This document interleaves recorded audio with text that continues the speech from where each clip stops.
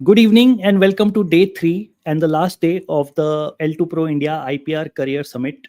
Thank you very much for joining us for all 3 days. We had a very good participation, almost 1300 was the registration count. Today we have two sessions. One is by Bharali. He's currently the Vice President Operations. He's leading a team of patent drafting and prosecution at Arctic Invent. He holds a BE in mechanical engineering. He's a qualified lawyer and he's also a registered patent agent. He has nearly 2 decades of experience and he's well versed in the different parts of the industry from including analytics, including drafting, prosecution, and currently he is also currently extensively supporting business development. So he has seen both the technical and the business side. And the second session will be by myself. I will shed some views on patent analytics and all the things that AI is doing. With this, let me invite to the stream Dhruba. Dhruba, thank you very much for your time. Really looking forward to hear what you have to say in the current times. How IP field is going. So I'll be around if you need me. So please, thank you very much. Uh, Good evening, everyone. And Rahul, thanks for your kind introduction. Just to begin with, I think everybody is aware that today's topic is role of a modern IP professional. So, if you observe, the keyword of the topic is word modern. What it means is like how the entire IP working landscape is changing with respect to operations and business, and how it is being heavily influenced by AI usability. So this session, I will try to take it in two parts. The first part, which where I will be speaking about the key skills and changes due to AI in the IP job role. The second part would be the importance of merging business acumen with the IP job role. So this will be probably an hour-long session that as per the plan.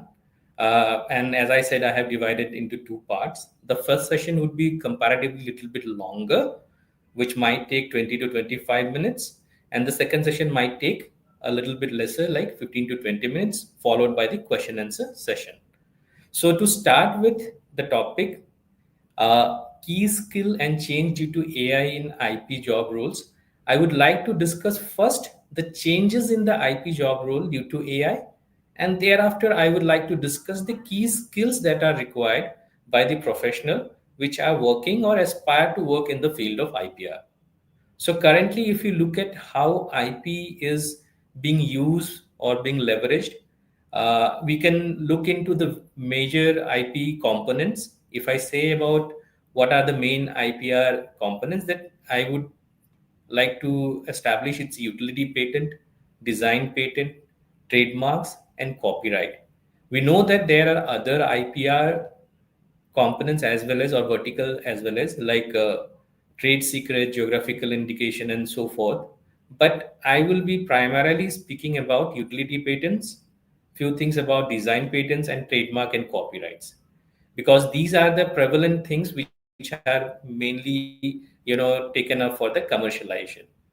So I'm assuming the people are aware of such basics of IPR. Still, I would take a few minutes to talk about what IPR means at fundamental level.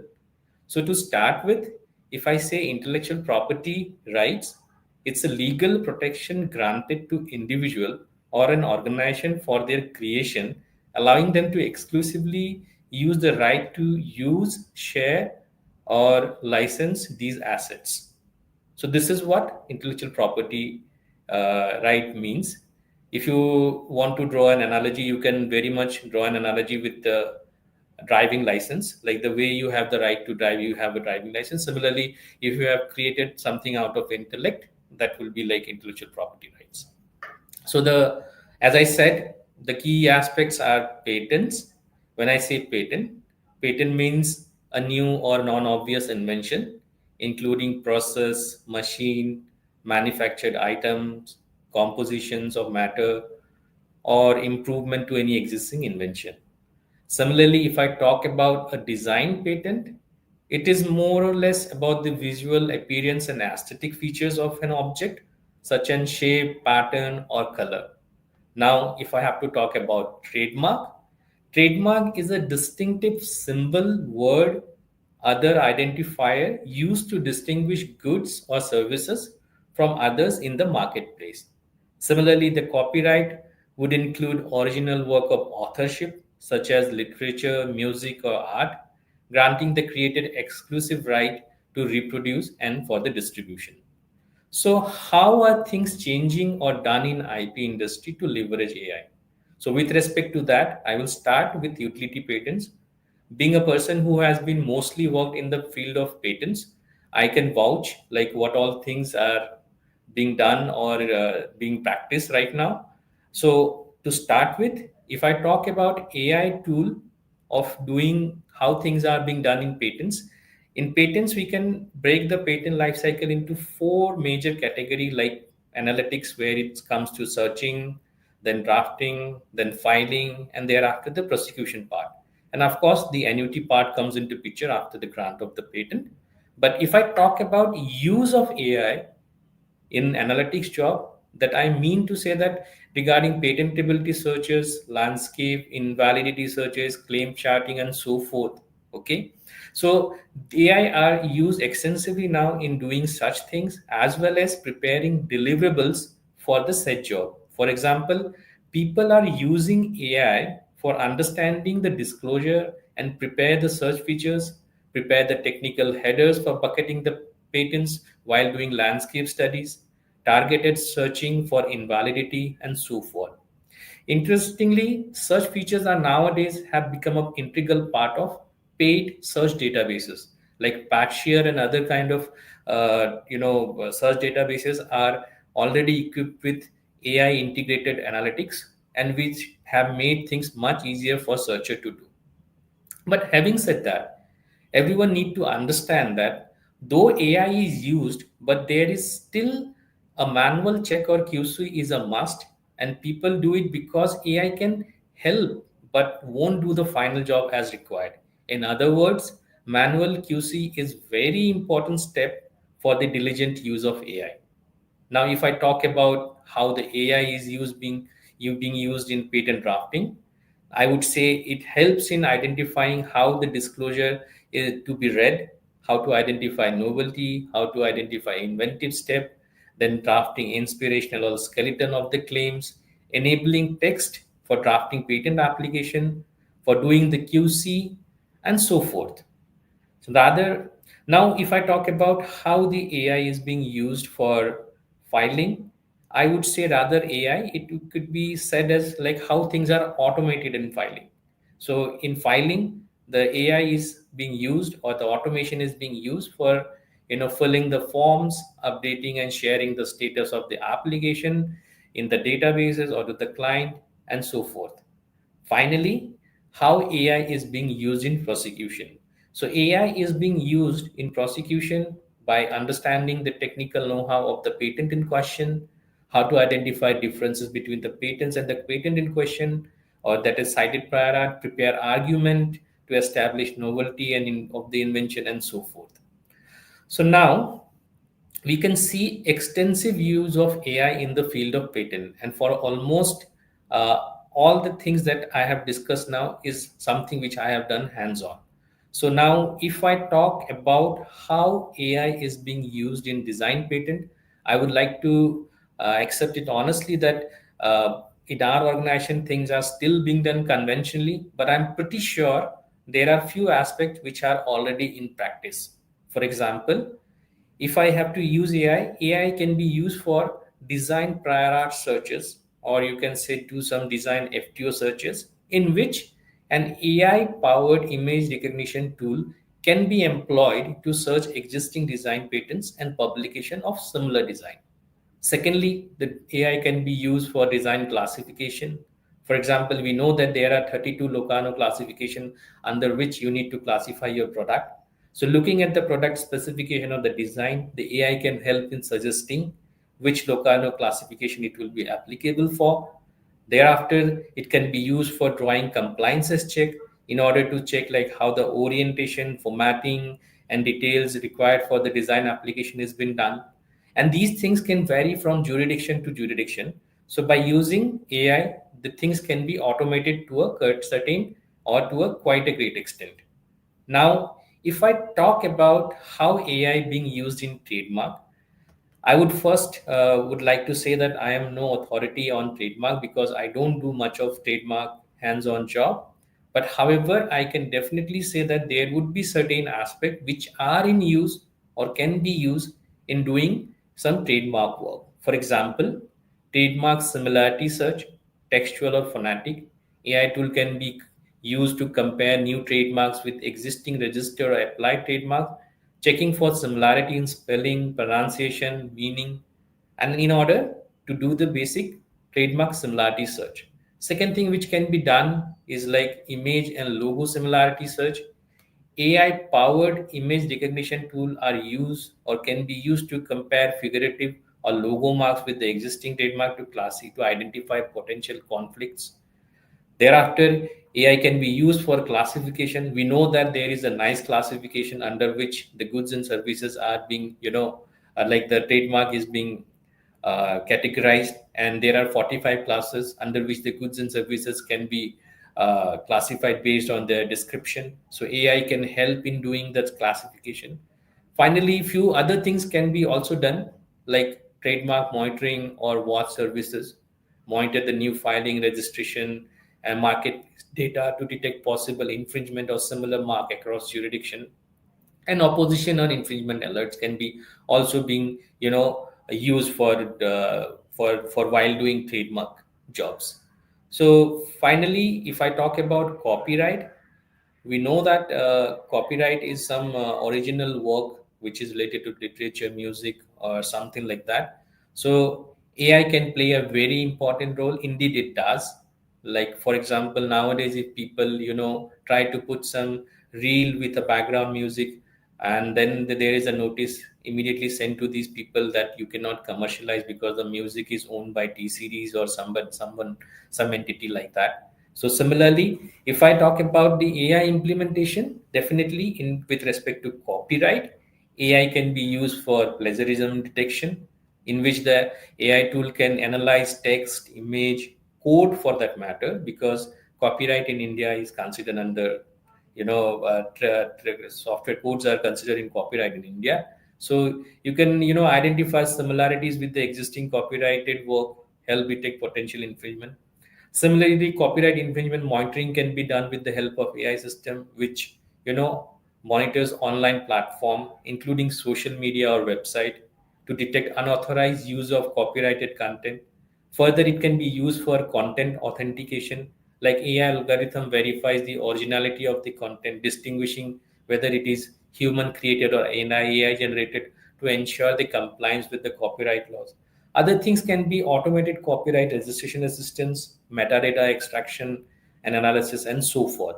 So, what we have discussed so far is the current scenario how the AI is being used in the field of IP, like by the professionals, in order to make things easier or to leverage IP, to make things faster, easier, or to achieve certain amount of quality.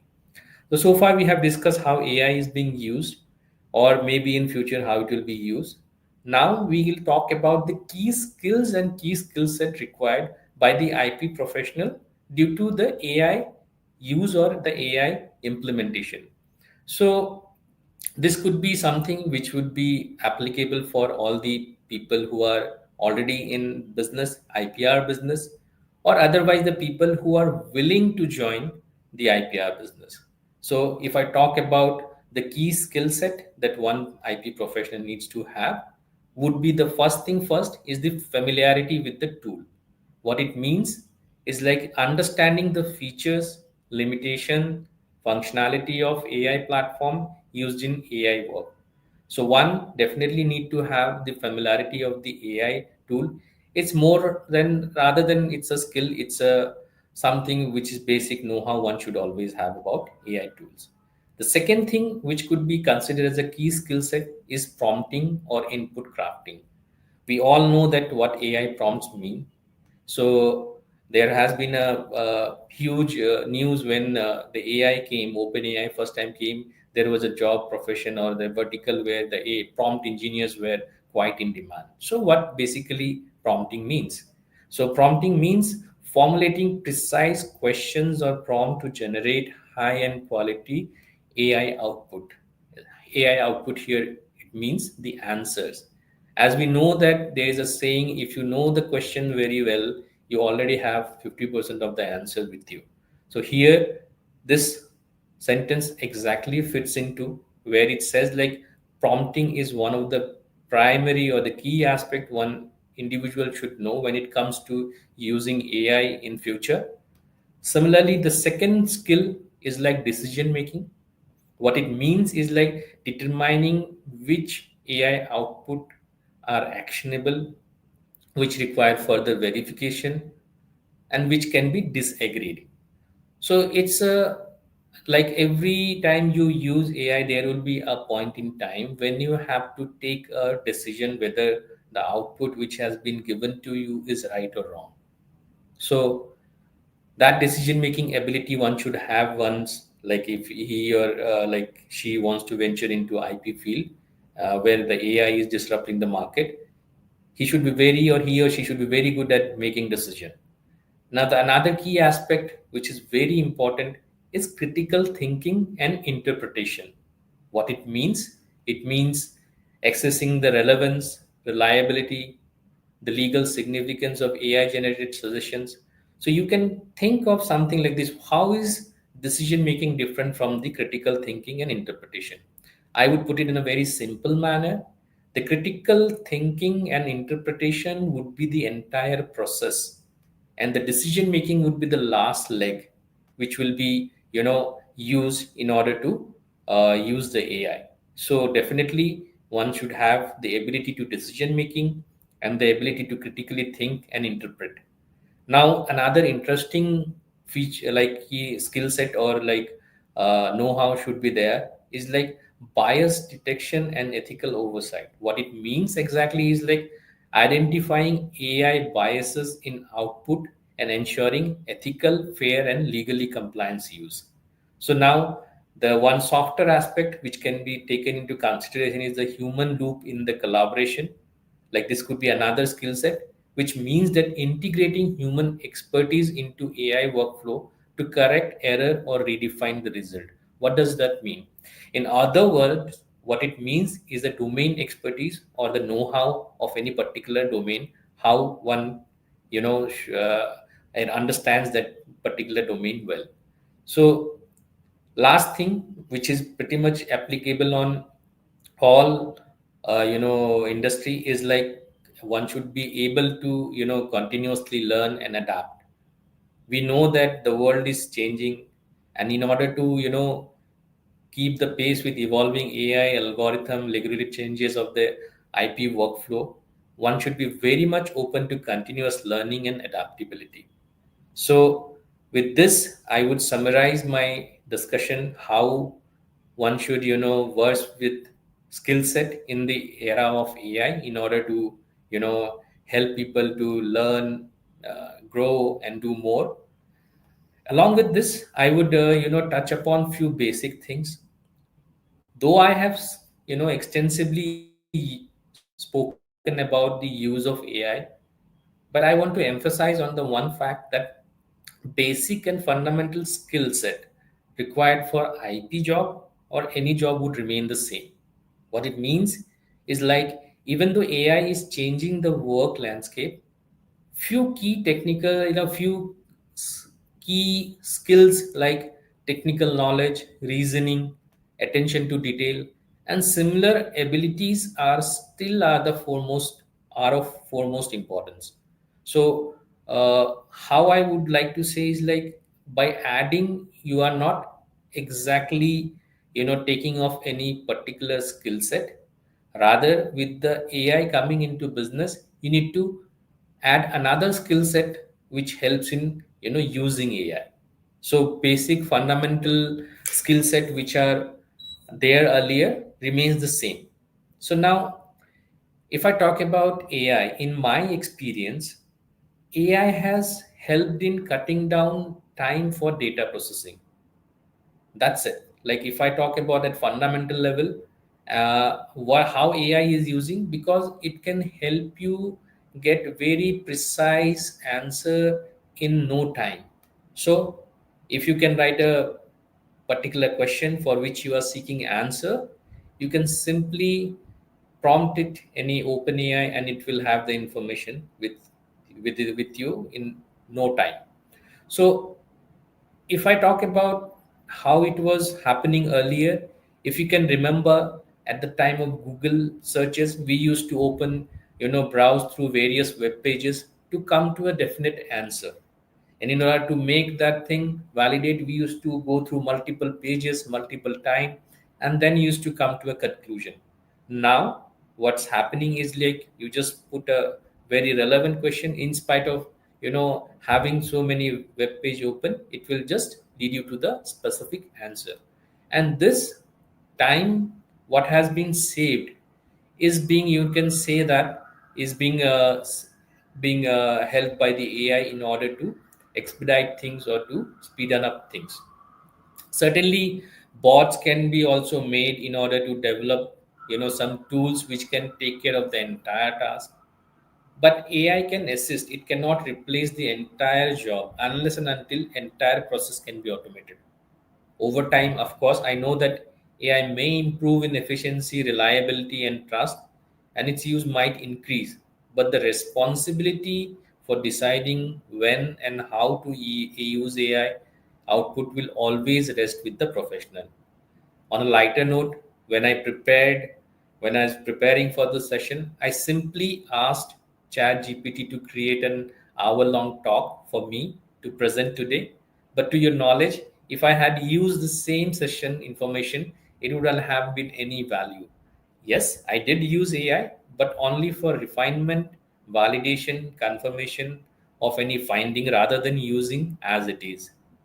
Now there are multiple posts you might be seeing that running in uh, LinkedIn, like Elon Musk or the owner of Nvidia is saying that today's student should still focus more on subject like mathematics and physics in the AI era, because they will always remain key for academics, for academia and professional life ahead.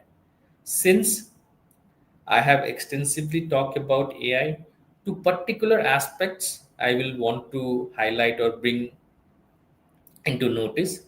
Like before I end this talk, first thing was like recently there was a landmark judgment given on June 26, 2025, 2025.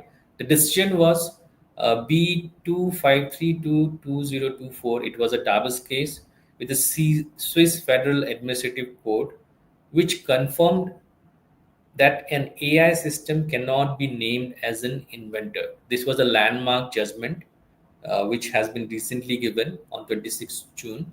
Prior to that, when this case was made to the court of law, there were other main IPO or the countries which are front runner in IP business like China, America. They have already said that an AI cannot be an substitute for inventor. In this case, the applicant specifically tried to include AI as a co-applicant, and then this case was referred to judiciary, and this ruling came, or the judgment came, that the AI system cannot be named as inventor. The judges rule this only because they believe that for a person, for an entity to be an inventor, it has to be a natural person, because an inventor has to, and this requirement was because of consciousness. So they said like AI cannot satisfy the basic premise of consciousness. So it was ruled out that AI can be a co-inventor or an inventor. So this landmark judgment at least keeps a certain thing in place where you have to take into consideration that AI cannot be considered as inventor. So finally, the last point that I would like to talk about was about Geoffrey Hinton, who is considered the father of AI. And in my knowledge, I think he was the major contributor who helped in convolution neural network. There was one podcast in the show called Diary of CEO, which was hosted by a Stephen Bartlett. British entrepreneur, in which Mr. Geoffrey Hinton, who is a Nobel laureate and considered as the father of AI, is talking in general about the good and bad part of AI. He has touched upon various aspects of how the job market would be with the help of, like, how the AI would be disrupting or helping the job market. But the most important point that he tried to make was the aspect of AI usability, like AI safety, how AI should be or can be, used safely in today's evolving world. So with this, I come to the end of the first session, which was related to the how the basic framework of IP is changing with the help of AI. So now I would love for I would like to break for the question answer session, and for that, if anybody has any questions, they can ask me. Rahul, if you have anything, you can. Mm-hmm. Yeah, yeah. I wanted to know if uh, clients are okay with AI drafted claims or and how they are responding to it. What are the concerns they are raising, or are they okay with it? Okay, that's a very relevant question. I think this is often. I think I will not only I will answer this. I think before that I will try to take the conversion a little bit. Prior to the drafting part, people are even finicky to give access to your idea as at all if you say that you are using AI. Like how they take it is like they take, like the moment you put the things in OpenAI, this idea will go into training the machine, somebody else can Mm-hmm. steal it. Okay, so there are still, I would say, to answer your question, the openness is still not there because they have a valid question like how AI can be kept at a safe way. Now the second part of your question, like how people react to drafting application with the help of AI. Rahul, you have to be very open. Okay, so in our communication with our clients, we try to keep things very open. We definitely say that we are using AI, but we definitely back it up by saying that there will be always a manual check. So we will not use anything which is being just generated by AI. So that is the point from where we take their confidence back, that okay, though you people are maybe thinking the business could be at risk because of AI use, but Mm-hmm. they are okay. And the foremost thing is that in the business of IP is the priority date, right? So Mm-hmm. we try to assure them, saying that, see, nobody is sitting there to just infringe on your idea or to use your idea. People are busy with their stuff, and by the time they will realize, we'll be done and dusted. Like, we will have already filed the application. Mm-hmm. So the two aspects, that there is a manual intervention in order to quality check, and the second part, you will be swiftly filing the IP, is the two things which generally more or less takes care of the inventors or the CTOs, who are sometimes asked this question, like, how would it be like if I use AI and somebody else going to steal my idea? Mm-hmm. Wonderful, Yeah. wonderful.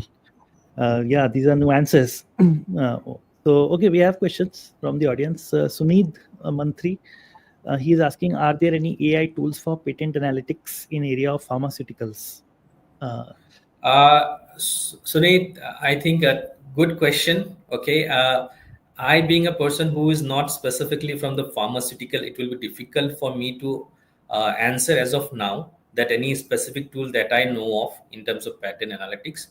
Uh, but for that, I need to check, because most of the tools that we are using, either they are open, like Claude is being used, the backers that we use, they have integrated platform from the chat GPT APIs only, which are being calling the answers. So may not be the I don't, I to be honest, any pharmaceutical industry AI tool I am not aware of, because I'm not being from that domain. Sorry for that. Yeah. all right, all right. I'm supposed to be taking a session on patent analytics, but I don't think my answers are any better. So even I Okay. don't know. I have heard news Clarivate has their own transformer models for No, patents. I'll tell you, Series Rahul, news. to be very honest, we are developing our own LLM, and Hmm. we recently got our server, Hmm. and to be in this business, we know that we have a kitty of thousands of patents, which can be, used for training the model, and Hmm. that too also, like, we have so many different verticals that we attend to, be it electronics, Exactly. be it, software, be it mechanical. So definitely the hard work still remains, like, in order to segregate those patterns under those headers, and refinement of the prompts and everything. But to be very honest, Rahul, there are almost, it won't be wrong, or to say that all the IP leaders, or like the front runners in IP business, they they are either in the process, or they have already developed their Exactly. own Exactly. IP That's one tools. of the points of my talk, that now is the time to build your own LLMs, your own, like all the big Yes. companies. Uh, I mean, commercial tools definitely have advantages. I mean, once you build your own tool, or start spending real server cost, maybe you will realize that they are also having some cost competitive. But it's like, why not? Why not? You have so much happening. Why don't you get the experience of building your own tools? And Yes, I will add one more thing. On the contrary to this, there was a company, I will not name it. They spent millions of dollars. I would say this was happening around 4 or 5 years back, and then they rolled out, like they scrapped the entire program of generating AI. The hmm, conclusion or the decision was based on the fact that whenever we IP professional engage with our client, there are a lot of chit chat that we do with our client, hmm, right, in order to come up with proper answers and everything. And what happens is that, though the AI can take anything which at the back end, but how to accommodate those things, and this communication with the inventor and the drafter, right, or the attorneys, plays a very important role in scoping the claims and everything. So after spending a good amount of money, they scrap the entire process of going with AI. But that's now a hmm. story and a history. Now Yeah, you know that how things are happening. So I think I saw one question popping up. Sorry, I forgot to yeah. take it up. Yeah. Professor J. Anil Kumar, from confidentiality point of view, is it safe to use AI tools? Check the availability of existing patents, trademarks before filing a new one. Yes, of course. From the community point of view, is it safe to use, check the availability of existing patent? I'm not getting the question. Can you rephrase it, like confidentiality point of view, like whether you want, Rahul? Can you help me in understanding what Yeah, exactly? yeah. My thinking is to check the availability of existing patents and trademarks. That means it is kind of a trademark search or a prior art search for patents. So, Is in those Yes, use cases, is it safe? yes, of course. Like, yeah, like it's not rather safe. It is how the industry is working. Like, it's like, if you talk about, phonetics, logos. Okay, let me talk about some for a big player. We did a lot of FTOs. Okay, and I'll try to correlate the things, how it is correlating. And those were design FTOs, specifically related to tires. Okay, how the tire shapes and all, everything look like. So what exactly was happening? It was an image recognition tool which was being used in order to map one tire design to another tire design, right? So similarly, if I think from the logos, from the trademark perspective, if I can, put any word or any image or logos in practice, definitely such things can be used. Mhm. So definitely, I'm not, I'm actually confused with the word confidentiality there, but people are using it, and Hmm. I think in days to come it will become so smooth that the moment you put a word mark or logo into the search, it will just bounce back with the result. Like, whether there is a possibility, even they can come up with certain scores also, Mhm. like, okay, if this is the logo, then what is the percentage or likelihood of getting brand? There could be another step ahead people can do, is like they can might recommend what are the changes that you need to make in this logo or in this word that possibly get you through with the trademark. So definitely it's safer, and people are using and it saves a lot of time, Mhm. and that's how it will be. Yeah, yeah, it's public data you are searching. So Yeah, I think.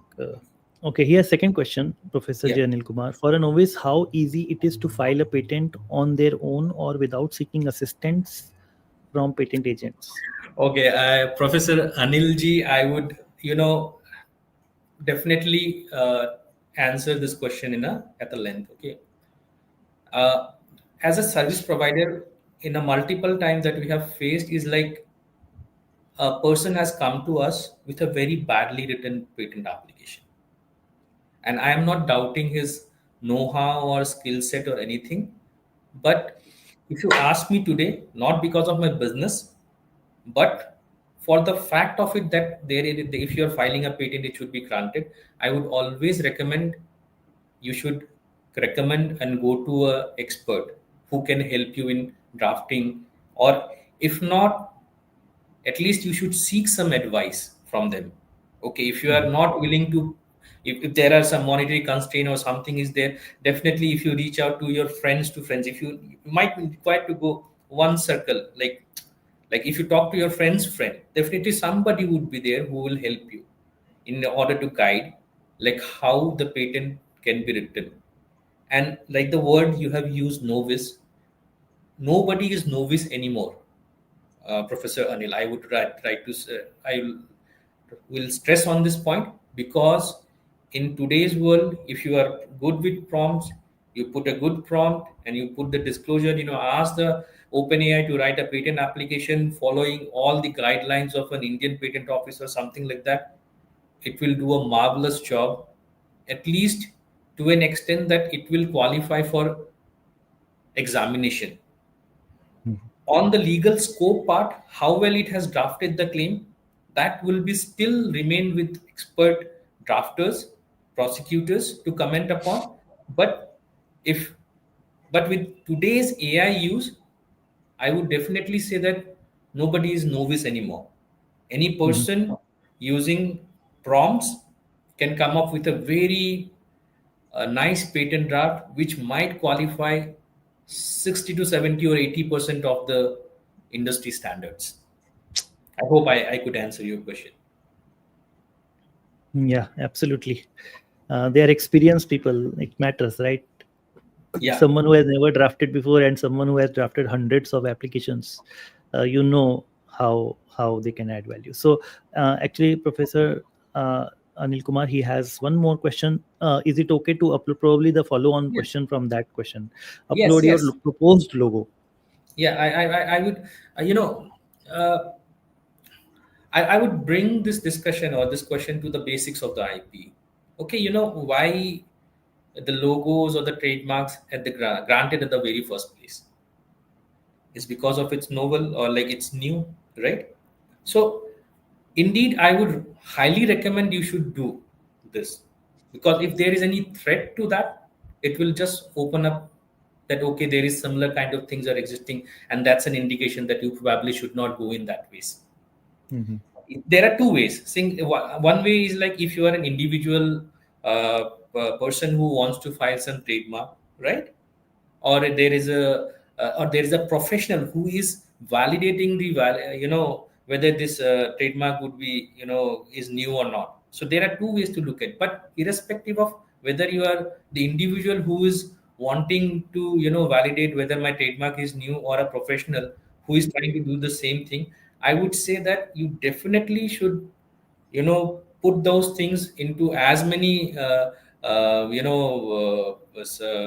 open AI or any platform. But of course your question may be something like this: if I put that, then somebody will steal it. This could be your counter question. But one need to think, just now I was having a discussion with Rahul that I came across one inventor. He gave me a very bold statement saying that, okay, you use and put my idea in AI, I don't care. But make sure that you very swiftly file the application before somebody steals it. Right? So of course, if you are so sure that you want to file some trademark and but idea would not be that you keep on testing and then you take like 6 months and then you file. That will not be the good idea. And the second thing which is very prominently comes into this picture is like people are not there sitting to steal your trademarks or something, right? So the best part would be like you put those thing into the open AI and get validated whether some similar things are existing or not. I would highly recommend to test it, but swiftly act on it, not wait or Mhm. look for some other validations or something. So I would definitely say please use the tools which are available to validate your ideas. Great. Uh, how to check which patent agent is better or more expert? uh, how to check which agent is better or more expert? Okay, so are you trying to say that if I need to take services, uh, who can cater me well? Is it something like this? Or is it Rahul? Am I getting the question correctly? I think so. Like if there are two patent agent, what should you look at? Probably, which one to choose? I think Anilji, I would tell a very interesting fact. Okay, in order to judge who is better agent, you need to have. If you are judging somebody, then definitely you need to have that skill set of judgment. So it will be difficult to say now today for that matter, if you bring me two sets of claim to review and pass my comments upon, definitely with my experience I will be able to comment which is well written claim and which is not so well written claim. So based on that I can possibly say that he might be a better drafter, definitely. But since you have asked the question, I would definitely answer. uh, you need to see the track record, you need to see his qualification, his past experiences, where all he has worked. Okay, so these could be the indicators. But I'm saying these are on books. On reality things may be different. But of course if you have to judge somebody based on whatever information you have, so it will be like whether he's a lawyer, how many patent applications he have written, how much experiences he has, how many technical domains that he has handled in past. Those could be a some bit of indicators in order to take the judgment who is a better drafter or expert drafter. Great, great. Thank you. Yeah, if you have any other questions, please write on the chat. And so you had some other content, right? You wanted to Yes, yes. cover. So I think Okay, okay. Rahul, I think there is another part to it where I Yeah, let's think continue with that then. uh, I think this is a small part, like but very important part. This topic is like importance of merging business acumen with IP job rules. Okay, so I would like to open this discussion by saying this statement is like IPR is no longer just a legal or technical function; it's a strategic asset. Means that the intellectual property is not merely a matter of paperwork or legal compliances anymore. In today's fast paced, competitive, innovation driven business world, IP really holds an immense value. It can determine market positioning, revenue streams, partnership, competitive advantages. And to harness this, IPR professional must have business acumen. So, what I mean to say is like any person who is working with IP profession or aspire to work in IP profession who will definitely need to have how basics of business correct, like how the business operates, what drives growth, how intellectual property supports those goals, and so forth. Okay, so the first question that comes or maybe needs to be answered is like why an IP professional should have business acumen, right? Now we will like to discuss like few reasons as to why they should have, and these could be as follows. Like uh, when I talk to clients and all, the first thing is that there is a need to align the IP with the organizational objective, right? So when I say organizational objective, it mainly encompasses the business part of it. So IP is a tool that supports innovation, market entry, licensing, collaboration, revenue generation. So without understanding the broader business goal, an IP professional may not be able to focus on the technical details on which one company or client should proceed further. So definitely, why an IP should when an IP professional should have business acumen is like he has to align whatever IP strategies he will be developing with respect to the organizational growth or with respect to the business of the client. Then the second thing, if you have a business acumen that helps in supporting decision making and beyond compliances. So what I mean is like IP, decisions have to be finalized or strategically made with respect to the how the market would behave. What should be the long, how should be what should be the budget, market size, competitive threats, long-term objectives. Such kind of things are almost directly associated with the business thing. So one should have this business acumen because then only they will be able to support the decision making uh, ability. The third thing could be to enhance the credibility with the stakeholders or the clients. In today's world, when you meet uh, business professional or clients, uh, when you talk the language of business, they trust you, right? Because they also feel like, okay, these people are competent people who can help. So these things like the basics of business has to be in place when they are using business lingos, because they will not be there to explain you how theory works at the background. So they would always expect that you are a person, though you are in IP, but you have a fair amount of business. So business acumen is very important when it comes to direct dealing of a company owner or CTOs. Okay. And finally, why one should have business acumen is like they should be able to anticipate market trends and risk. For example, business acumen helps IPR professionals spot emerging technology, competitive behavior, some regulatory changes that has happened. So these are few basic aspects which talks about why one should have business acumen.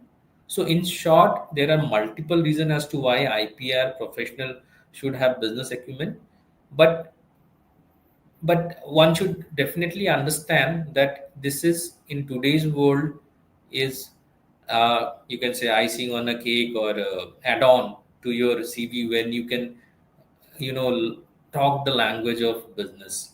Okay. So now if I have already established the fact that there is a need for business acumen, definitely now the second question arises is like how one can develop business acumen, right? So me from myself, I have come from the engineering background. I remember the days when where economics was taught to us, and we used to write balance sheets and all those things. I never liked those things at that time. But to be very honest, now I see what are the relevance of reading all those things at that time. At that time, I never thought that if I am a mechanical engineer, maybe I'll spend my whole life with the boiler or in the shop floor. What would I do with the economics? But that's not how things are. I think definitely with time and with your age and your role, business role comes into picture. But nowadays, young people of 1 to 3 years of experience are interfacing with the client. In such scenarios, it's very much expected that they should know at least business lingos and all. So, now the question is like how one can develop. So I can think of few things which I have jotted down. Like first thing is like understand the company's business model. So what how they can do the study how the company makes money, who is the customer, who are the competitor, what is their growth strategy look like. So this could be something they can keep in mind in order to develop some business acumen. They can learn some financial basics, familiarize their concept like profit loss, ROI, budgeting, cost management, risk analysis. So these are the few of the things that everybody should be aware whenever they are interfacing a client.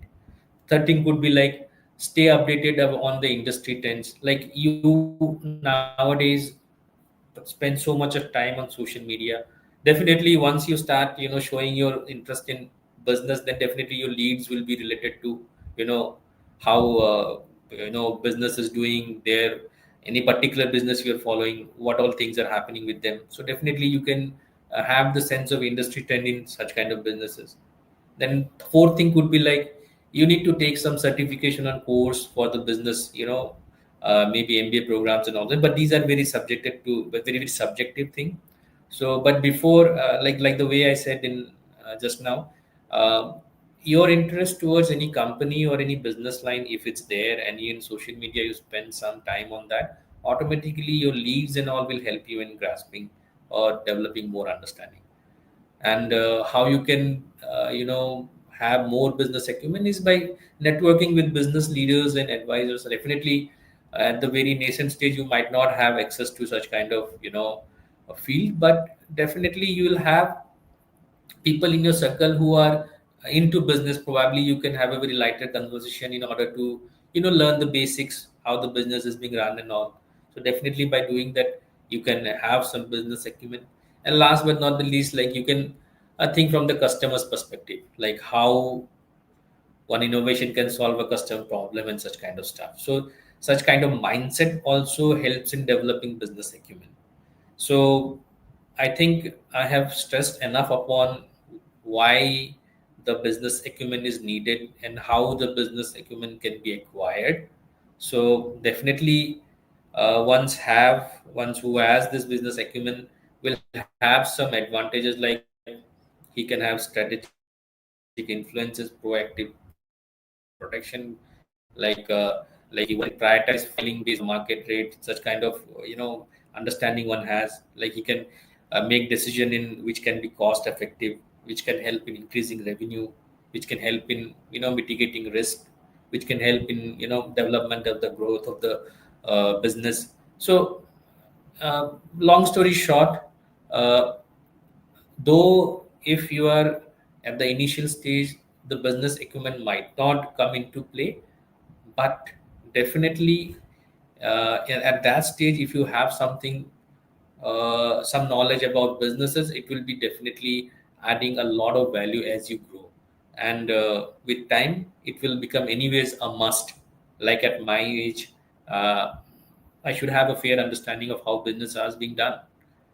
So to say that, if somebody wants to progress at a very higher rate or speed, or he would be definitely need to have a fair business acumen with the IP job.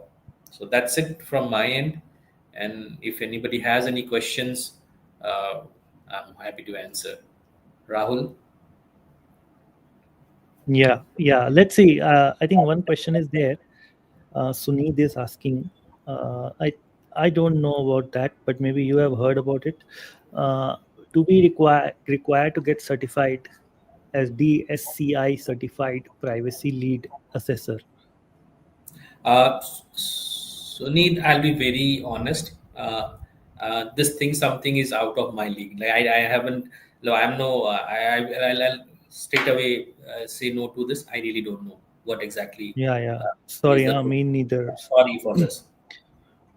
Yeah, but great talk. Thank you. I was thinking about the first talk by Ravi Bhola. He was the keynote speaker on day one, and he was saying that there is a bit pressure on the young associates who are joining the law firm Mhm.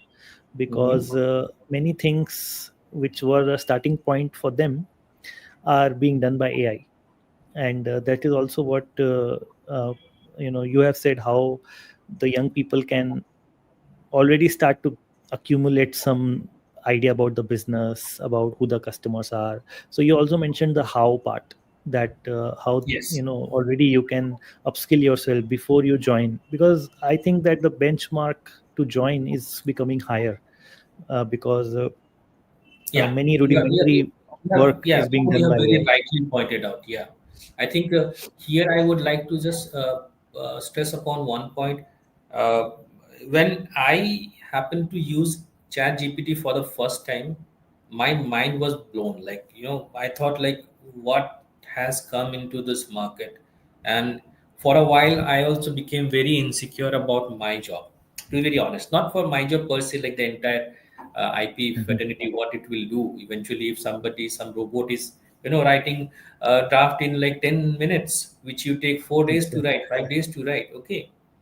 uh, to that, I this thought really stayed with me. I gave a lot of thought on this, but I spoke to a lot of people also. But one thing was definitely which I got to hear regularly is like, if your job requires decision making, then Mhm. you are probably you are safe. And when it comes to legality of you know patent profession or IPR profession, things are very subjective, right? So you cannot replace a judge with AI. Like Mhm. definitely because he is an AI, he will judge might be knowing hundreds of Bear Act, but this AI can know the thousands of Yeah. Bear Acts. There is no limit, and definitely he can Mhm. cite any reference, landmark judgments, and based on his interpretation, he can come to a judgment. But will it be done? Like no, I don't think so. So the point to that, what I am trying to say is like with AI, I think the things which are average would be taken up by AI. Like there would be a, Mhm. if there was a difference between, like there is a weak skill set, average skill set, and a niche skill set. So what will happen with AI? The difference will become very wide. So only there will be very poor skill set and niche skill set, because in between everything will be taken up by AI. So Mhm. anybody tomorrow remains very relevant in the field of drafting, and then he cannot be called as a drafter. He had to be said like, okay, he is the guy who is the best drafter in chip, designing, or say Mhm. fabrication, something like that. Mhm. One has to have that niche. Then Niche. only, Yeah. yeah, then only he will able to Yeah. stay or being relevant to the industry. Otherwise Mhm. rest of the other things will be definitely taken up by the AI. And definitely like the way Flashback.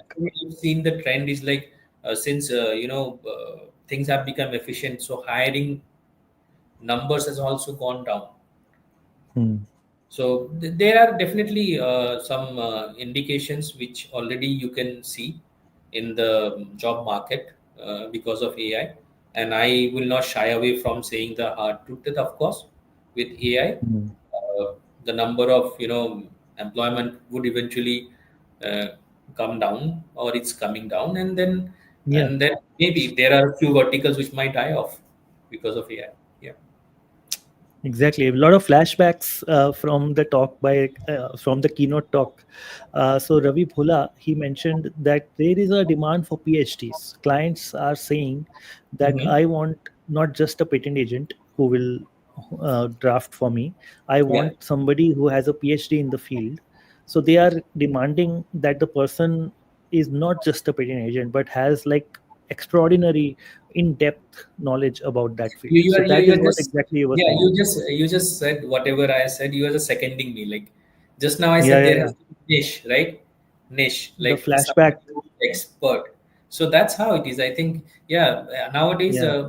as I said, the average work which needs to be done by any average drafter, or a searcher, or a prosecutor, AI is good enough to do that. What you have to do is the real, Mm, like, real value addition, and that will only come from somebody who has spent good amount of mm, time in research or in the industry as such. Yeah. mm. Great, great. Uh, okay, let's make one question. We have maybe a minute. So, Professor Anil Kumar, for a credit risk assessment model innovation, whether Okay. patent or copyright is better? Credit risk assessment model innovation.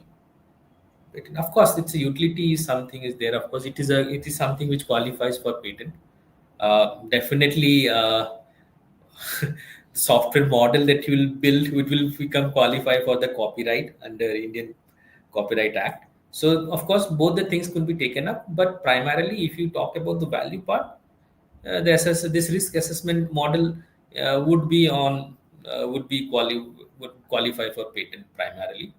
but the codes and all can be on a second note, would be taken up for the copyright protection. Hmm. Great, great, wonderful. So thank you, Dhruba, for sharing your vast knowledge. Really appreciate it. I think the audience who has been here today on a Friday evening, they have got something really useful. Okay. So, so great. Thank you so much. I'll respect the time. It's 7 p.m. exact, Yes, so yes, yes. I think we are I'll not hold quite you up. on time. I think, yeah. And lastly, Rahul, I would really thank you from bottom of my heart for giving me this opportunity, and I wish you all the best for your future endeavor. And you know, okay, see you or Most talk to welcome. you. Most Yeah, welcome. yeah, yeah. Thank you. Thank you. Thank We'll be you. in touch. Thank Yeah, you. Good evening to you. yeah, bye. Take care. All right. So we are now going to start the last session. I'll take the last session on patent analytics. Before that, I'll give you a minute's break. I'll run the L2Pro video. And also, if you have not done it already, there's a link in the description about the L2Pro platform where you can avail free IPR certifications. So Qualcomm has built the platform with partners NLU Delhi, DPIIT, and CPAM. So make use of that platform, folks. Register with the link in the description. Is the first link you will see in the description. And Yeah, it was a very highly insightful talk. I can see a lot of comments. Dr. Amit Ranjan, Professor Anil Kumar, Dr. Balaraj, Suneed. Wonderful. So I'll just run the L2 Pro video, and then I'll start my session. Hello, entrepreneurs. Intellectual property, or IP, as we call it, is life and blood of today's innovative startup culture. No wonder we have launched the L2Pro, or Learn to Protect Your IP in India, to make you aware of IP protection and enforcement in the simplest way possible. We have designed this course for entrepreneurs, startup founders, and individuals from SMEs based in India. You will learn to acquire, protect, manage, and commercialize your IP without battling the legal jargon. We will go through the entire course step by step in 3 different levels. The basic level offers you the simple basics of IP. The intermediate level has a lot more in store about protecting, managing, and commercializing your IP. The advanced level will open you to a world of ideas around funding, the role of IP tech standards, and IP dispute settlement. As we move up these levels, concepts will get tougher, but the learning will not stop being fun. While this course is designed for the entrepreneurs amongst us, anyone who wants to learn about IP can take this course. So, what are you waiting for? Let the learning begin. Wonderful. All right. So let us not waste any time. Let's start the session immediately, so that if we finish early, so be it. Okay, we can end the session.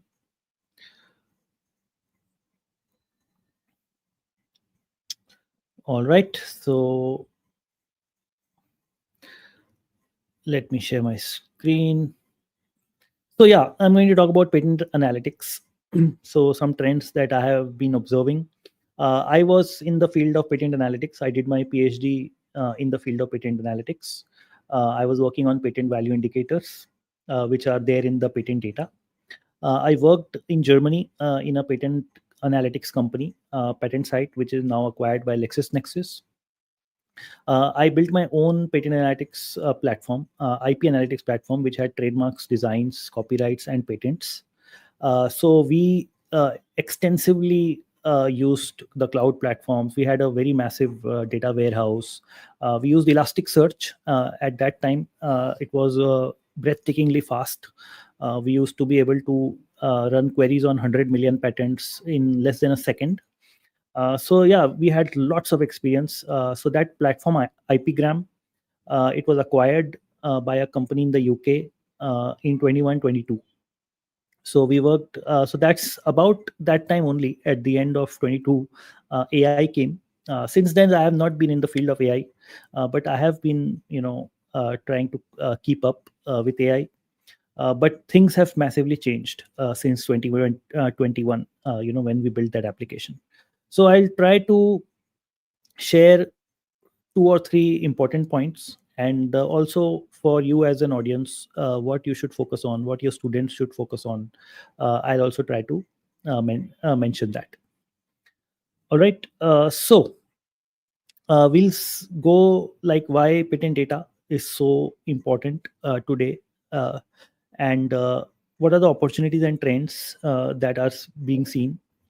Then we'll discuss about why data science, the core data science field, is super important. It is way more important than just dashboards and analytics. I'll introduce you to databases. So vector databases, OP. I hope some of you are YouTubers who know what OP is. So vector databases, I think that they will become very, very mainstream. And we'll talk a little bit about the sources of data and the security aspects. Why patent data? Actually, this actually comes from the economic theory. Way back, in the 1960s, there was the economist Jacob Schmuckler, who first used patent counts to, show them, quite to be related with innovation and economic growth. So his book was called Invention and Economic Growth. It was launched in 1966, and the key, the key thing that he talked about in the book is innovators pursue patents in expectation of future profits. Okay, so patents are a tool for doing business. Patents are a tool. Patent filing is done because the innovator is expecting to make future profits out of it. Again, that is why innovation is closely related to economic growth. Okay, so whenever you are inventing or patenting, an innovation is happening, it is actually related to future economic growth. It has been countless times seen also in countries. If like the Chinas, you can say, patenting activity has been increasing exponentially in the last 20 years. So that is why, you have also seen that their economy has grown a lot. Same is happening right now with India. India is one of the fastest, in terms of the year on year filings. We are one of the fastest growing patenting countries. So if you are going to have innovation, that is a means to grow your economy, grow the GDP of the country. I hope everything is fine with the voice and everything. Yeah, you can see the slides and everything. All right. So patents are a combination of. Why patent data? So that's one thing, that patents are a business tool. When a when an applicant or an inventor files a patent, they mean to do business with it. Okay, it's an indication that they mean to do business. Patents are a combination of technology, legal, and business data. It's a very unique source of data because it not only has the technology aspect in it, it is written in a legal way, and it is strategically related to business. Okay, so you basically are having a document which is a combination of three types of data. Okay, and that is why it is worth a lot in the field of economics. All right, so a little bit more on why patent data is so important. So patent data is always available early in the business cycle. So if you see, this picture on the screen, it's the most famous technology S curve. It's called the S curve. So if you would study technology management, you would see that almost all technologies that come, they follow an S kind of a pattern in terms of their adoption and in terms of the patent filing. Okay, so initially there's a brisk rise in patent filing. You can see in the initial phase there's a exponential growth in patent filing, but at that point, it's not necessarily that a lot of business is being done. Okay, only when the patent filings start to decline, that's when the maximum commercialization actions are happening for a technology. That is why patents always come before the actual commercialization happens. That is why it is an early indication. So it's a very good piece of data, because since you know it early, it's like a crystal ball into the future. You can predict which industries will grow, which companies will make money, which countries will grow. So that is the tool that you have, because patents come early in the business life cycle. Innovation is not easy to measure quantitatively. If I were to ask you, how do you think, is company A more innovative or company B more innovative? You can say all the different things, but it's always going to be argued, right? Who is more in innovative? But patents, it's one of the most easy to measure and quantitative data that you can use to measure innovation, okay, which in principle is very difficult to measure. Okay, and patent data is again very interesting, because it's like an asset. Patents are an asset. Okay, IP is an asset, and a lot of companies fight for those assets. Okay, any asset is not like unlimited. You can only file that many patents in a field before uh, the marginal new patent is not that much valuable. So that is why it gives you a glimpse of the competitive landscape. That means all the companies who are fighting for a certain technology, you can see it in a very nice chart, for example.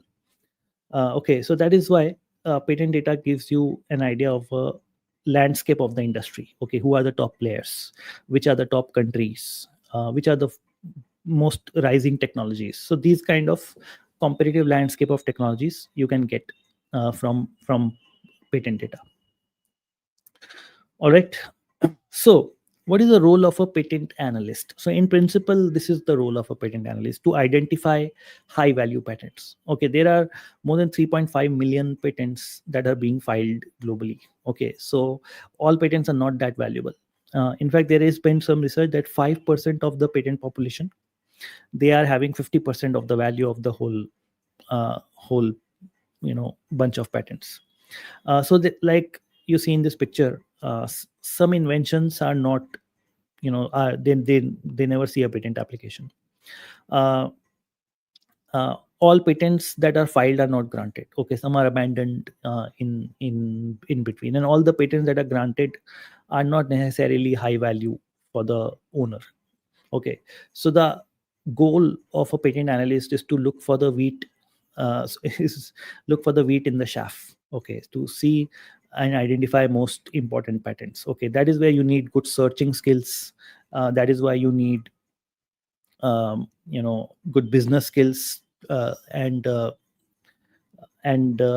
some data skills to understand which metrics is going to help you to identify the most important or the most valuable patents. So let's move on. Let's see some of the trends and opportunities. In fact, I've been experimenting a bit on patents. So the title of this slide is actually an AI prompt. So I gave Claude AI, can you plot patent data of top 10 patent offices in the last 20 years? Okay, so Claude didn't just give me a chart, it gave me an entire dashboard. I think I sound like AI when I speak this. But yeah, I'm going to show you the dashboard. So you can see this is the prompt that I gave. It could not find direct access to patent data, but it was able to find online. So it's like a really nice agent that if they don't get direct access to data, it found a WIPO report of 2024, and based on that report, it created an entire dashboard for me. So you can see this is how easy building a dashboard is. It took not more than 2 minutes, and it didn't just give me a chart. Like I said, it gave me a lot of insights. So global leader is China. 1.68 million applications were filed in 2023. Okay, quite incredible. Okay, that's almost half of the patent filing. Okay, yeah, here it says 47% of global. India is the fastest growing, 17.2% growth in 2023. The whole world, if you see the global combined data, 3.55 million patents are being filed every year. So imagine that is the job of a patent analyst, right? To find valuable patents from within this, because that's a lot of patents, 3.5 million every year. Asia is having 70% of global patents. So you can imagine where the future growth or the future economic rise is going to happen. This is the data I checked. This is quite correct based on my earlier analysis.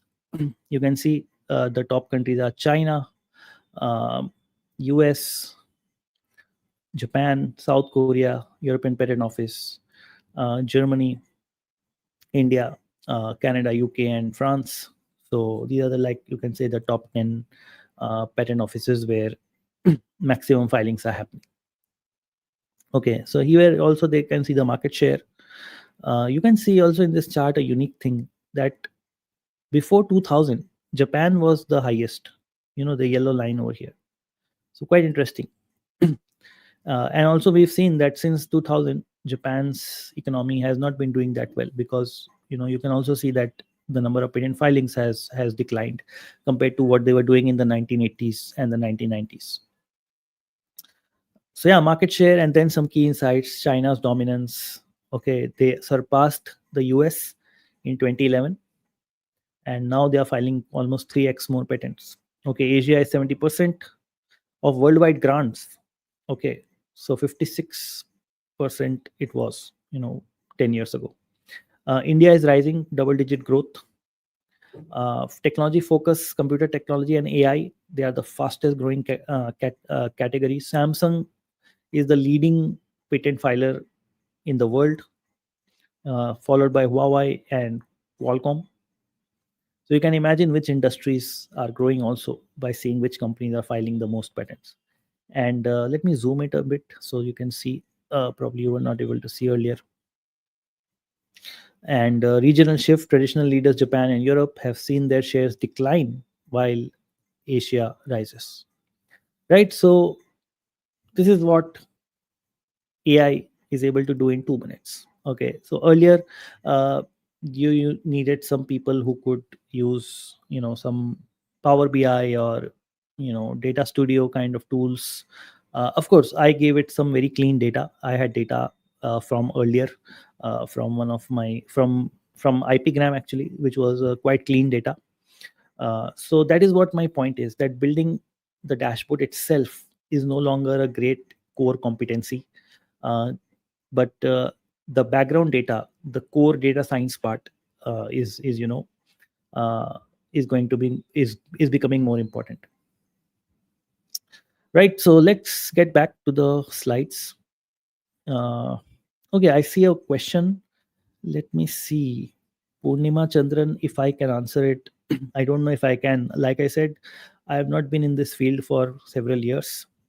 Can you suggest some good IP valuation courses that speak about practical aspects as well as not only theoretical aspects? Uh, IP valuation courses, I suggest you go to L2Pro India. That is definitely one place you can see. They have IPR commercialization. Uh, I think they have one IP valuation. Let me just check. Standards, funding and venture capital, IP acquisition.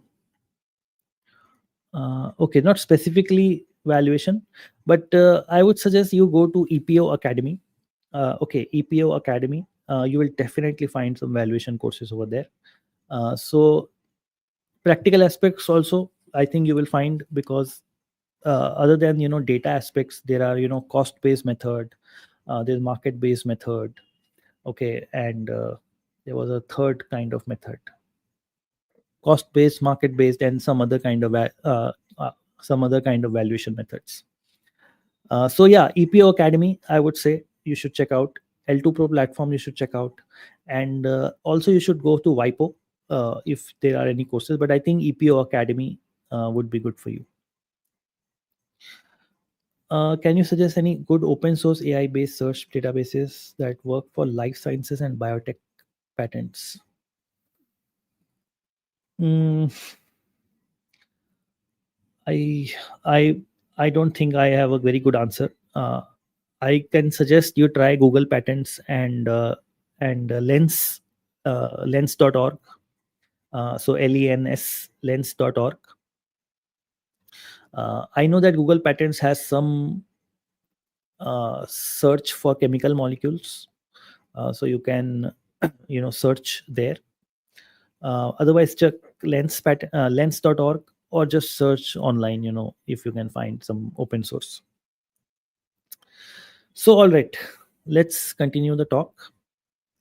The second thing I want to show you about dashboards is going one step above. This is the fuel cells data. Sorry, this is the fuel cells data from IPgram. So I have data from IPgram. This data is a bit old, since IPgram already we were working 5 years ago. So this is the prompt I gave to Claude Code, and I also recorded a video that how quickly you can create a web-based dashboard. Okay, so I have added a file fuelcells.csv in this folder. It contains global patent application data related to fuel cell technology. Okay, use Node.js Express to analyze the data thoroughly. Create a web dashboard with key charts, tables, and insights. Now, the whole process, it took me about 6 minutes or so. And I've actually fast forwarded it. I've increased the speed like 3x. And this is just, my computer terminal, my Mac terminal, where I've installed Claude Code. And you can see I gave exactly this prompt. I had to give some follow-on prompts because one or two things were not correct. So I just asked them to correct it. But you can see it is now creating. It's now creating all the files. Okay, let me make it full screen. So you can see it is now creating the files. It is writing the code for creating a web-based dashboard for putting the charts. And in one go, it did a very good job because the data was correct. I cross-checked all the charts and everything. The data was correct, and it also understood some things went wrong. It already corrected it itself. I had to give it one or two further prompts that okay, initially the cards were not working. So yeah, I again gave it a prompt that hey, there's a certain specific chart that I wanted, which it did not give in the dashboard. So I asked it to add that specific chart. So this is just fast forward. This is just fast forwarded. 6 to 7 minutes it took, and I have like made it 2x speed. So this video is like 2 to 3 minutes. And I'll show you the output that it generated. I'll just show you the output.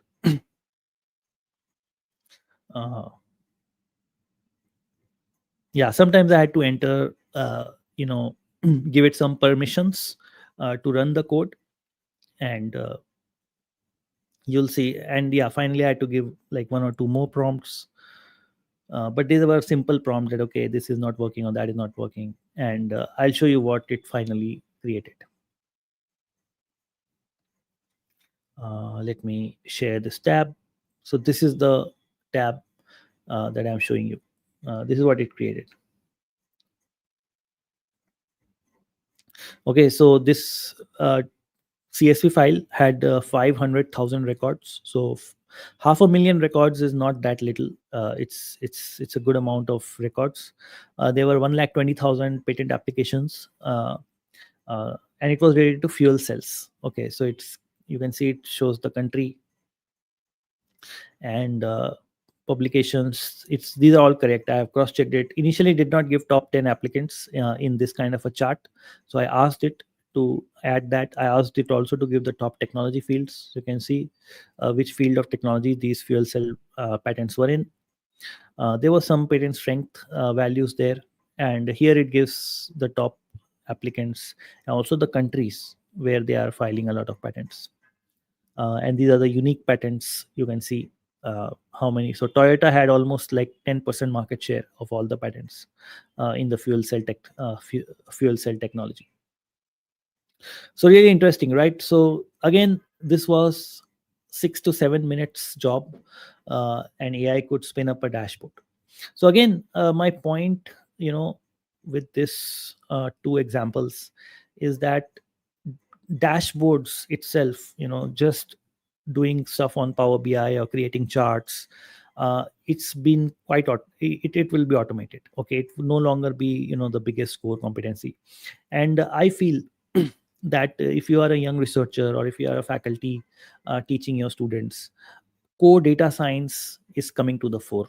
Okay, so this is the skills that you are going to have. Since this is an IPR career summit, I wanted to showcase this part to you, that start learning concepts like natural language processing, okay, machine learning.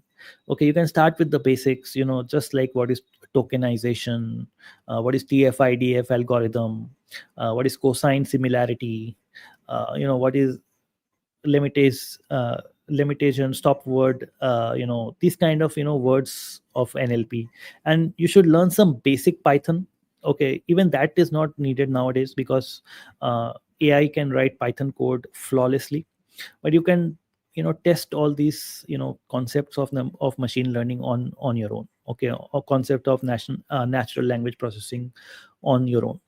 Okay, so this is going to help you to build a grounding, the key grounding that is needed to have skills that are future proof, so to say. Because again, we have been seeing in this talk, in the keynote talk by Ravi Bhola, and also Dhruva, who shared his knowledge just before me. So he was mentioning that a lot of entry level work is being done by AI, and creating dashboard is like that. So that is why you need core data science skills. Okay, learn about transformers, learn about open source models. Open source models are out there. Some of the models are not even that big. You can just download it on your own computer, use some basic Python code to create the embeddings. I'm going to give you one or two examples so that you can see and get inspired. Learn vector databases. They are becoming mainstream. So one of the things that I will discuss in this presentation is about vector databases and how they are enabling semantic search in patent search kind of AI applications. So yeah, so this is what I would like you as young researchers and faculty to understand, is that core data science is what you should be learning. It is AI has made even learning data science and Python so easy, and even there are so many data sets that you can practice. I can also show you some data sets that you can practice. All right. So patent search will be more and more semantic. Okay, by semantic, what does it mean? Semantic means that you don't necessarily write the keyword, but it understands the meaning behind those keywords, okay, behind the phrases. Okay, so that is why I say more and more semantic. I'm not saying that patent search will only become semantic. I'm saying more and more semantic. There's a reason for that. I'll show it to you in the next few slides, why the current way in which patent search is happening with keywords, Boolean operators, it's still going to stay. But you can see that patent search used to be dominated by this keyword search, queries, wildcards, Boolean operators. I have a course on patent search, which is a great foundational course. If you want, you can check the link in the description at the end, turnipinno.com. You can see the list of courses. There's a patent search course where I take an advanced course on patent search. So, and classification course. That is what typically was being used. But now, natural language processing helps us to encode the text within the patents into embeddings, so-called vector embeddings. We'll see, in action. I'll show you what vector embeddings are. So basically, what it does is that something like wireless communication device. Okay, in the vector space, it will be similar to cordless transmitter. Okay, now these are different keywords. So if once you do keyword queries, you will not, if you search for wireless communication device, you will not be able to search for cordless transmitter. But in the vector space, okay, these two keywords, these two embeddings are going to be very similar to each other, and hence both of them are going to be returned by the search query. Okay, and again, the beauty of vector embeddings is that you can also do it for different languages. Okay, the vector embeddings in other languages, and you can just search in plain text, and the vector embeddings would see that they are very similar to each other, and both of all the data will be retrieved even if they are in different languages. Okay, and what's even more beautiful is that even images can be stored as vector embeddings. Okay, that means you can have a multimodal search in the future where you can search not just by text, but also by uploading images. Maybe you upload patent images and then you retrieve the results. Right. So this is what where patent search, you can say, is going more and more towards the semantic aspect, and more towards the generating vector embeddings. So just a bit of concept I'll share with you before I go on to the next slide. So in patent analytics field, okay, or in patent research field, patent search is the most important factor, right? Because if your in underlying patent data is not correct, the analysis that you will make from that data will also not be correct, right? So one of the biggest skill of a patent analyst is actually patent search. And in patent search there are two types of errors. Actually both errors are very different from each other. If you try to reduce one error, you actually increase the other error, and if you try to reduce the other error, you try to you actually the first kind of error goes up. So this is very difficult, but you need to balance it. Okay, so to get your data set, you need to balance it. So type 1 errors, these are called false positives. Okay, they are basically you are incorrectly identifying relevant prior art as relevant. Okay, so that means your search query, you are giving a search query, and then you are getting maybe say 5,000 results, and out of those 5,000, 500 are not relevant.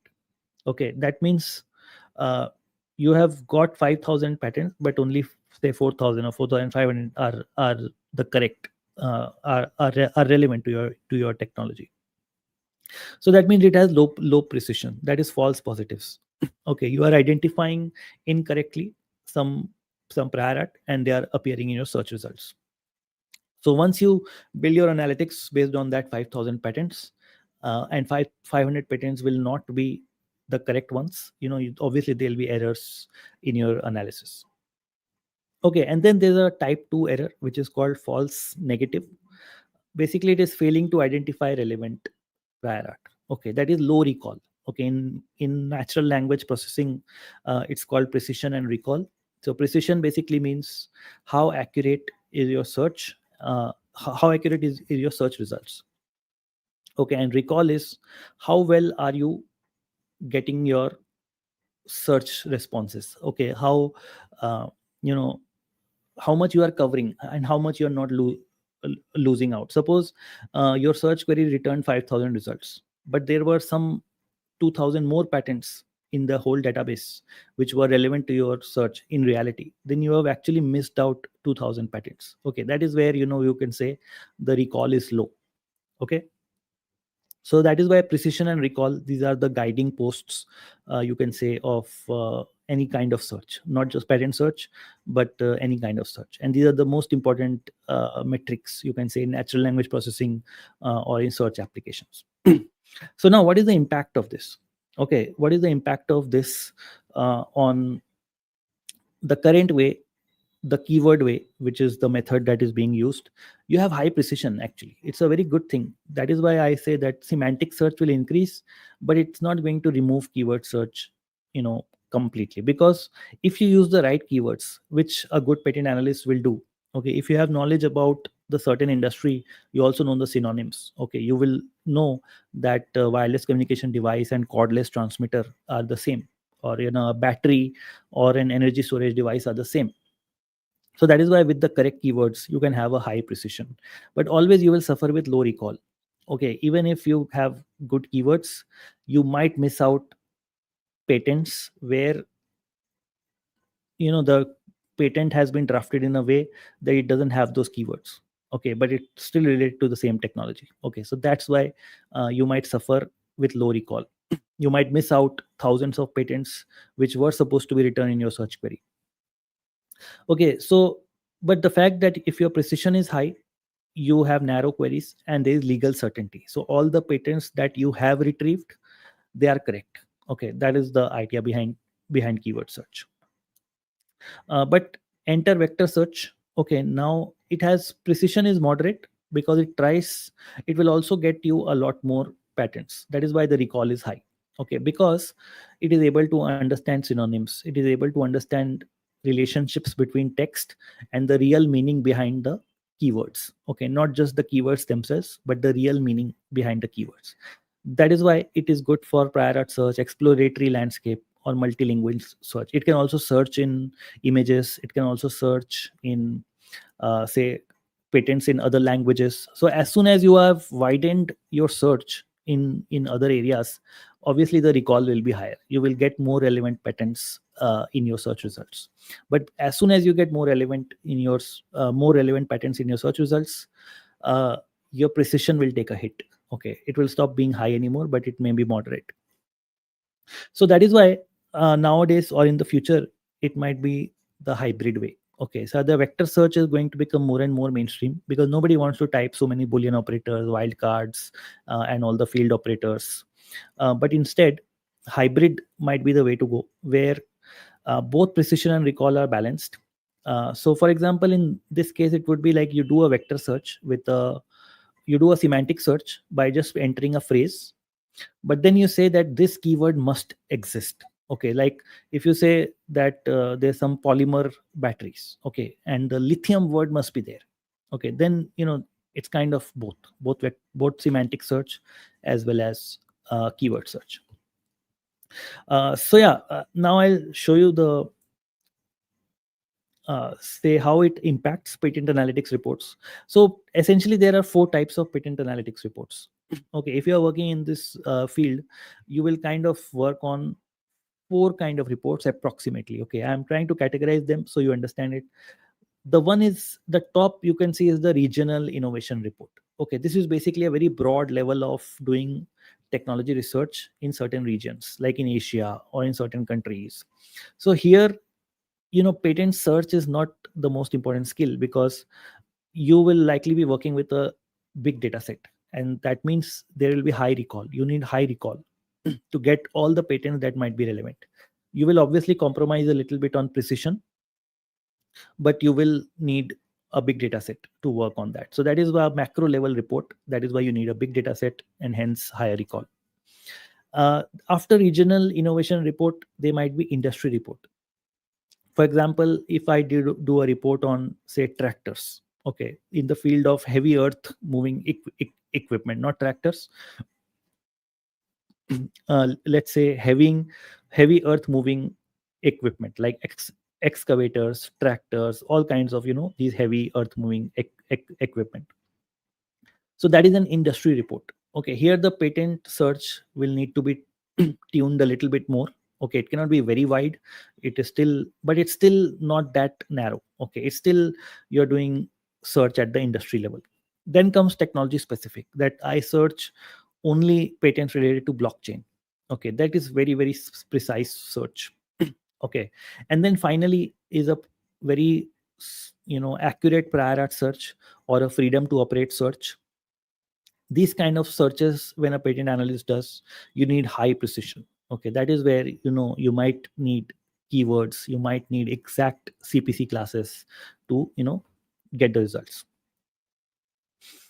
All right, I hope this bit is clear. So now multimodal search is possible now with vector databases. So just I want to show you like what a vector database might look like. A vector database is having vector embeddings. Okay, but vector embeddings are just a list of numbers, they don't mean anything. But I'll just show you how it works. So vector is just a list of numbers. It can represent words that list the numbers, they can represent words, sentences, it can represent the whole patent document, the images, the CPC classes. So anything that is there in the patent, they are turned into vectors or so-called embeddings. Okay, vector DBs are built for semantic similarity search, and this is how what an example might look like. Okay, so if there's a word battery, it is depicted by certain vectors. Okay, these are the, say, the numerical values of the how the word battery is represented in a vector database. Okay, and then there's another phrase, energy storage device. Okay, this is how you can say how it is represented in a vector database. So you will see that both are quite close to each other. In the real, if they are very close in vector space, that is why when the program is going to search for battery related patents, it is also going to retrieve energy storage device patents, because battery is often written as energy storage device in patent documents.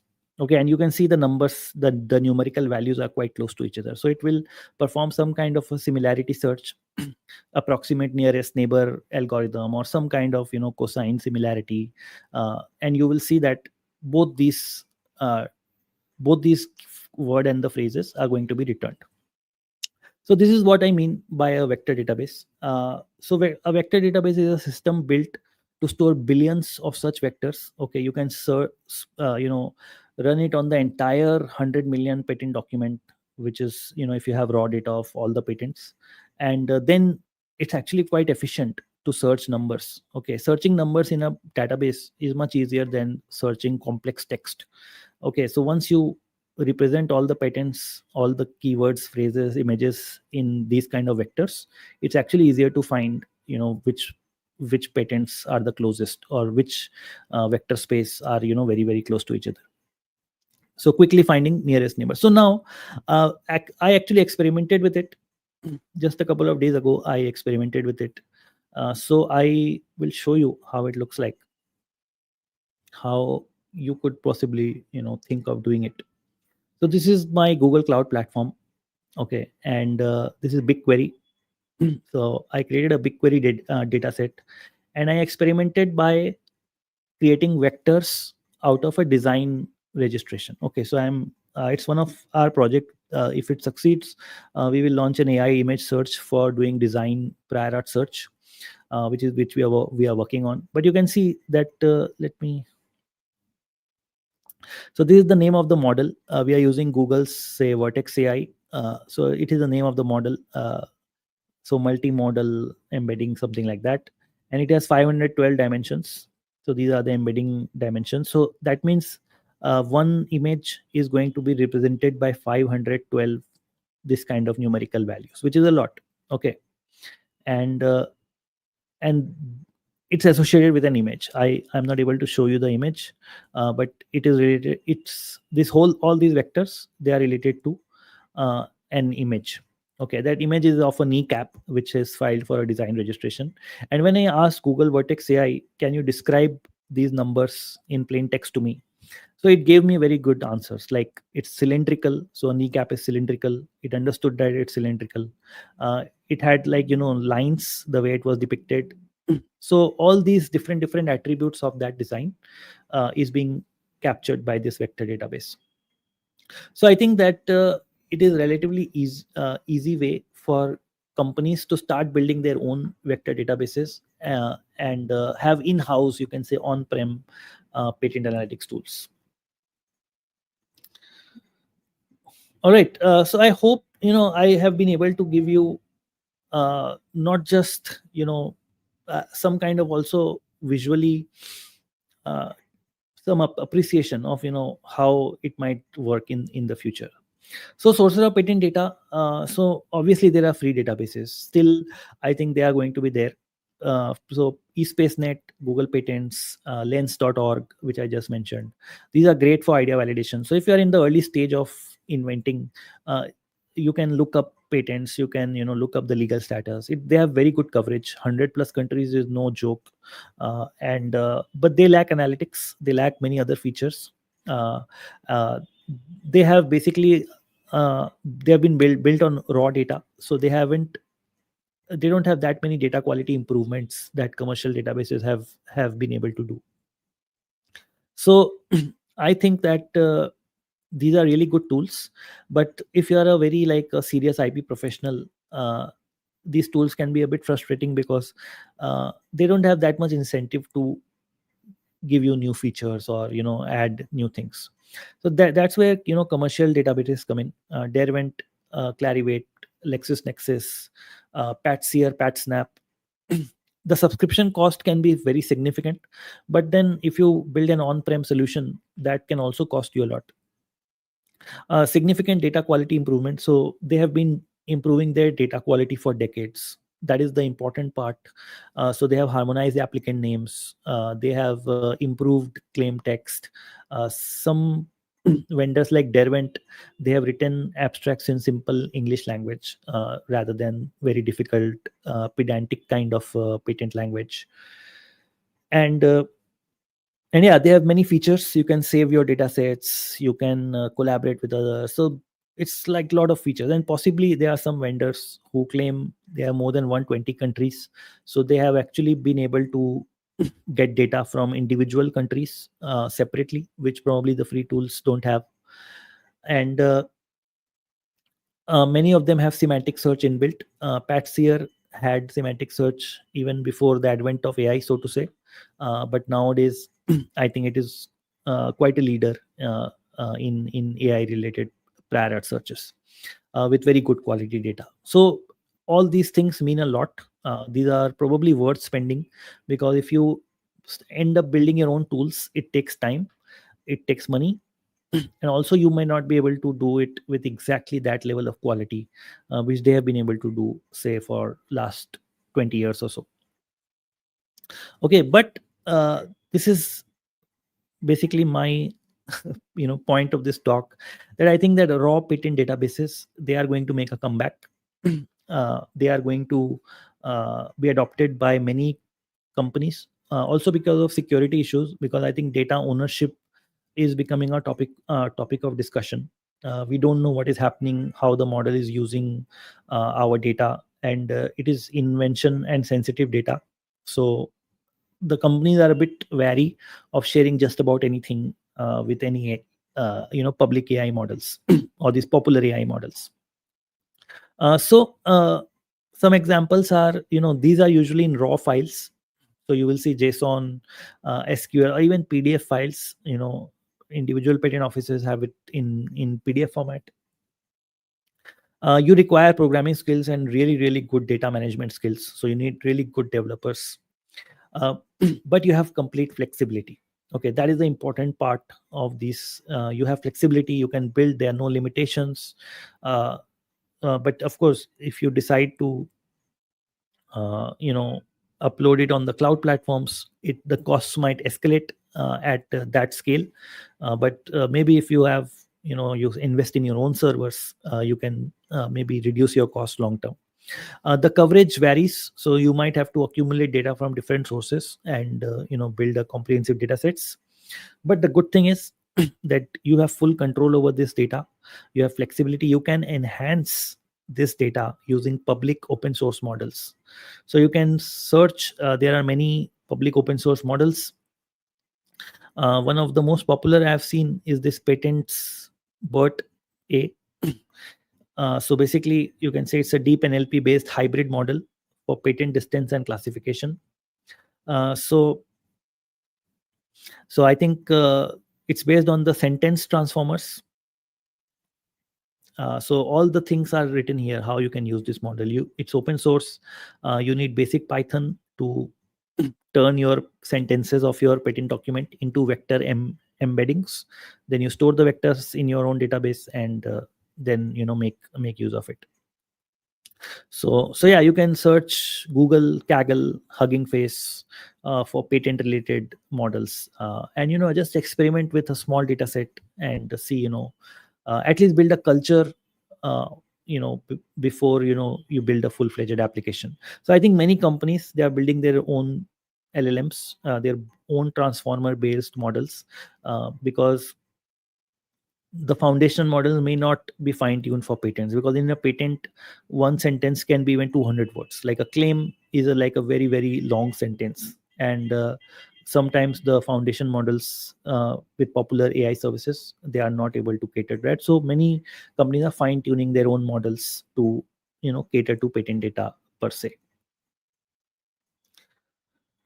All right, so yeah, this is what I think, that raw patent databases are going to make a comeback. I think many companies have already started to do it, to train their own models, test their own models, and probably security is the most important reason. So on-prem deployment, private vector databases, creating up vector databases is quite straightforward, and then you can maintain it on your own. You have full flexibility and control. Um, so there are many other benefits. Okay, of course you need to have well defined guardrails, who is going to access it, what you can search on popular LLM providers, what you cannot search in these popular LLM providers. And one more way, I think, is that it could be that teams are going to have smaller data sets available to themselves, because if you are working in a technology field, it's unlikely there are more than 200,000 relevant patents in that field. So it's a good idea to create these smaller data sets, and the teams can have only access to those data sets, because what's the point of always querying 100 million patent documents or 120 million patent documents, if you're working, your whole field is only 200,000 patents. So yeah, this is my talk. So this is what I thought are the biggest trends: vector databases, your own fine-tuned transformer-based models for patents, and semantic search making a entry big time. And for building a career for students and faculty, you must think about core data science skills. You must start learning it on your own. Start small. Start learning natural language processing, simple concepts, machine learning, and then use some of the open source models with small data sets. And that's how I feel like the future careers in patent analytics might have a lot of this. So thank you, everyone. I think I can take a few last questions. And yeah, after the talk, you can fill the feedback form, avail the certificate. Thank you very much, everyone, for the amazing participation. Even on a Friday evening, I can still see about 50 people live on the stream. And yeah, thank you, Dr. Balaraj. Sunil, I'm writing to reiterate my strong interest in your internship in patent analytics. I have successfully completed the patent analytics. All right, wonderful. Uh, yeah, specifically, Sunil, Turnip, we are not doing patent analytics anymore because our platform IPgram got acquired in 2021. Since then, I have lots of ideas. I could use some help, but you please write to me, and also please write to Dhruba, who was the speaker just before me. Okay, maybe they also need help with patent analytics. Thank you, Dr. Balaraj. We are welcome. The feedback form will be sent to you via the registered email address. So, yeah, folks, I would be really grateful if you can hit a like on this video. If you can subscribe to this channel, so that when the next video is uploaded or when the next live stream is scheduled, you can get to know. And if possible, please follow us on LinkedIn. In the description, there are a set of links on Turnip Innovations. So please, there's a link to our LinkedIn. So LinkedIn is a platform social media which we are only using to update you regarding the events and courses that we are launching. So please follow us on LinkedIn in case you miss anything on YouTube or. All right, I have a Turnip video. I can play it at the end. Okay, Professor Anil Kumar, can you suggest an online tool to check the patentability of a new invention or idea? Sir, they are great tools, eSpaceNet and Patent and Google Patents. These two tools are amazing tools. You just write your idea in plain text, the main keywords, and they give you quite good results. So you can just go through the list of results and see, what they are doing vis-a-vis what you are doing. You can use LLMs. I cannot vouch for the accuracy when you use LLMs, but you can write, what are the aspects where you can get a patent, where you can try to, showcase your uniqueness. So it can give you a good, it can give you a good answer, but you still need to do some background work to establish the patentability. But yeah, I would suggest eSpaceNet, Google Patents, or just you can say ChatGPT. Uh, you can use ChatGPT as a starting point. All right, so one video will come, couple of minutes, and then I'll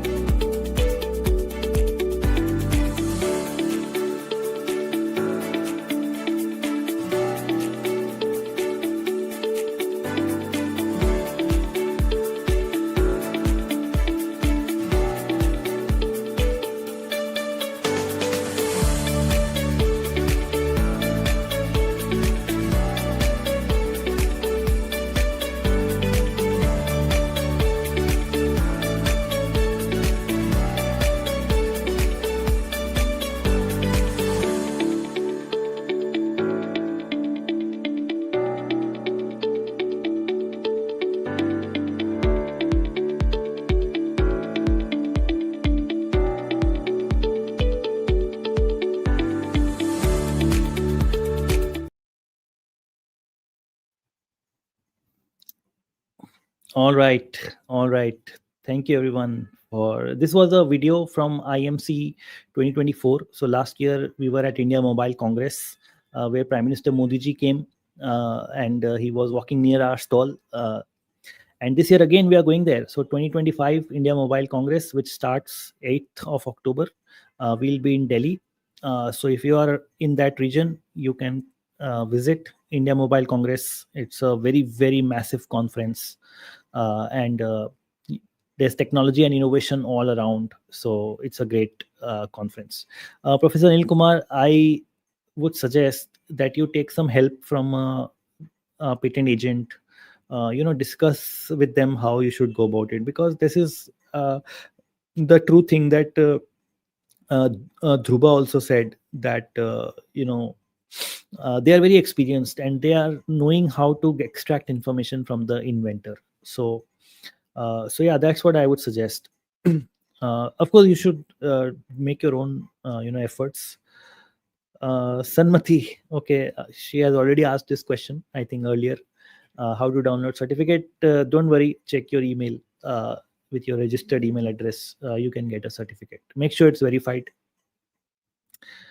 So thank you everyone. Thank you very much for staying till 8 p.m. almost on day 3 with the live audience of 50 odd. Really happy with the community that Turnip Innovations has made. Thank you for the excitement for this very niche topic, you can say, intellectual property rights. And yeah, please check your emails in like the next half an hour or so. And looking forward to host you in future sessions. Have a great evening, have a great weekend, and wish you good luck. Thank you and bye bye.